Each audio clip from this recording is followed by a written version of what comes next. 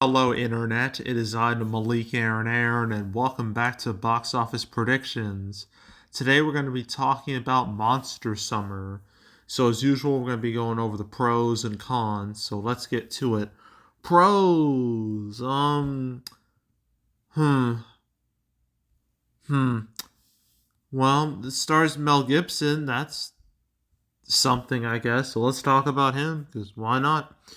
So this man is known for his stuff on screen and off screen because he's directed quite a few movies, but we're not talking about his directorial movies, okay? They're not important. They're not relevant here. Let's talk about his acting stuff. So Mel Gibson, the original Mad Max, he was Mad Max for the original three movies in that series. And also did the Lethal Weapon movies. They made four of them. They were all hits. Even sometimes, like, critically, they weren't hits. But box office wise, people went to see all of them. Yeah, those movies. What else do we have? Maverick. I don't remember Maverick. It's not really the Top Gun Maverick, obviously. I'm gonna guess this was a hit. Maybe. I don't know, but Braveheart. Everyone knows about Braveheart. Him being William Wallace, freedom and all that. Everyone knows about Braveheart, even though a lot of people have criticized it for being, inaccurate to history. It's still a fairly popular movie. So yeah, that I'm not counting Pocahontas because that's just voice. He's just doing like voiceover work. Ransom, huge hit, made over 300 mil. Then Lethal Weapon 4, Payback was also, yeah, Payback was a hit. I don't know about Conspiracy Theory. Was this a success? Not really. Okay. Chicken Run, I'm not counting that again because voiceover role. But The Patriot, that did all right for itself. What Women Want did really good for itself. We Were Soldiers, was that a hit? Maybe. No, not really. Yeah, I wouldn't call it a hit. But Signs was a huge hit. That was one of the biggest movies of '02. It's M. Night Shyamalan's second best performing movie ever. So that was a big hit for him. Then he took a long break of like being on screen. He worked on like his, like Passion of the Christ and Apocalypto during this time. And not to mention he got into some legal troubles for I forgot exactly what happened, but I know it was really bad. I think he said some anti-Semitic stuff to someone while he was drunk, and it pretty much caused his reputation to tank completely. But eventually, he was allowed to be on the big screen again. Edge of Darkness, no one cared about that. But I guess Daddy's Home 2 did fine, I guess. But he hasn't been on the big screen like that much, like at all, in terms of like mainstream movies. But he's still, a very recognizable face. Even if you don't see his face in the movies, even if he's directing these movies, I might as well just go through these very quickly. But Braveheart he did direct, and he was also in the movie. Passion of the Christ, Apocalypto, Hacksaw Ridge were all successful, fairly successful. So yeah, but Mel Gibson, he is the most recognizable person here. So I'm gonna label him as a pro, I guess. And is that it? Is that really it? Who else is even in this thing? Mason Thames. Who is that? Has he been in anything? Okay, he was in. Was he the main kid in Black Phone? I think that's just. I'm pretty sure he was. Yeah, I'm fairly certain he was. Black Phone was a big hit when it came out 2 years ago, but I wouldn't call him like a draw like at all. Granted, he could have done some streaming stuff that I'm just not aware of. Lorraine Bracco, probably the same thing. Oh, maybe not. Apparently, she's been around for a long time. She's in Goodfellas, and that's kind of the only hit she's really had. So, uh, but yeah, so you got Mel Gibson, and that's kind of it. I feel like that's the only thing this movie has going for it. Okay, cons. Review wise, this movie's not It's not being reviewed that well. Granted, it's only like 13 reviews, so take that with a grain of salt. But yeah, 54%. That's not something I would. That is not exactly glowing. Let's just say that. There's no audience score, so I have to like read the reviews, and well, there's a lot of 5 stars. Uh, okay, but I'll read some. So loved it. Great movie for the whole family. Mason Thames was great, and Mel Gibson was very likable. Enjoyed it very much. Okay. Says it's a really good movie. It's a mix of an adult and a kids movie at the same time, as it has swear words and mentions of beer and weed, but it's very good and I recommend watching it. Um, let's see. Oh, this one. Oh, God, this is a whole paragraph. I might as well read it.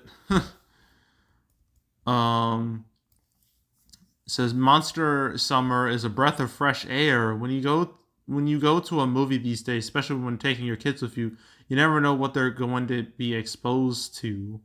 This is a movie that was great for families. I love that there was no sex, drugs, nudity, so boring. Etc. It was so refreshing to see a movie in theaters that had a little something for everyone, that the parents could enjoy it just as much as the teens and the tweens they brought with them. My family is still talking about this one. Also, I personally have never liked scary movies, but this was a nice meet in the middle, scary light kind of movie. The jump scares got me, but then I was laughing again right afterwards, and no lingering fears. Just a fun night out with the family. I can't recommend this movie enough. Okay, this whole thing, this movie was great for families. I'm just like, Wild Robot literally came out last week, and it is widely acclaimed. People love that movie, and I saw it, and I really liked it too. It earned its acclaim. And not to mention, Transformers 1 came out 2 weeks ago. And I just saw it like yesterday, like a day after Joker 2. But on Friday, I watched it finally, and I was like, yeah, this is really good. And it's an animated movie that has some edge to it with some like swearing and whatnot. I was like, okay, cool, I like this. But like, I don't get whose point. HM, I don't get their point. I really don't. It doesn't make a whole lot of sense to me. Like I don't know. I don't know. Some of these are just like that's just kind of. Some of these reviews are just kind of weird. This one says a movie that exposes the evil around us, but the good that can overcome. Lessons to learn about male leadership and friendship. Some I Thirsting. I'm guessing it's supposed to say interesting, but they kind of forgot the N, so it says I Thirsting. Surprises would not take anyone under 13 to see it, but I hope it becomes a hot. That's it. It's just I hope it becomes a hot, like a hot what? A hot success? A hot mess? What do you mean? You can't just end a sentence like that. It doesn't even have a period at the end. So, I guess the few people who went to see this movie apparently like it. So, I guess, that's a pro, I guess. The minor pro, but still, like, critic score is not that great. So, that's a con. A big con, obviously, is the fact that no one knows this movie exists. No one knows this movie's coming out except me and me alone. Maybe and the few people who reviewed this on Rotten Tomatoes. That's pretty much it. No one cares about this at all. It has no marketing, no nothing. So, zero marketing. Con. Another con is that this is from Pastime Pictures. Who even are they? I've never heard of them in my life. And apparently this is their first wide release, so That's great. So you have a distributor that no one's ever heard of, distributing this thing. Okay, so that's a con. It's not even like Mubai with like The Substance. At least the Substance was a movie people were interested in. No one cares about this thing one bit. So, um, yeah, yeah, that's a con. Any other cons? Well, I guess in terms of like family movies, I guess a lot of people say, "Oh, this is great for the whole family." Like you have Wild Robot. Like go watch that. Like most people are gonna watch that anyway. Transformers One was a flop, which sucks. Not knowing how good it really is, it deserved better. So I'm hoping maybe it can squeeze a few more dollars out of his run before it dies. So please watch Transformers One. I would recommend that and Wild Robot. I recommend both. Like, those are two really good movies. So watch them, please. um, but yeah, with those two movies, like especially particularly Wild Robot, that has like the family market. So you deal with Wild Robot, that's a con. And I guess I mentioned all the important things. So opening weekend, no, it's not gonna even hit 1 million. I don't even know how many theaters this is opening in.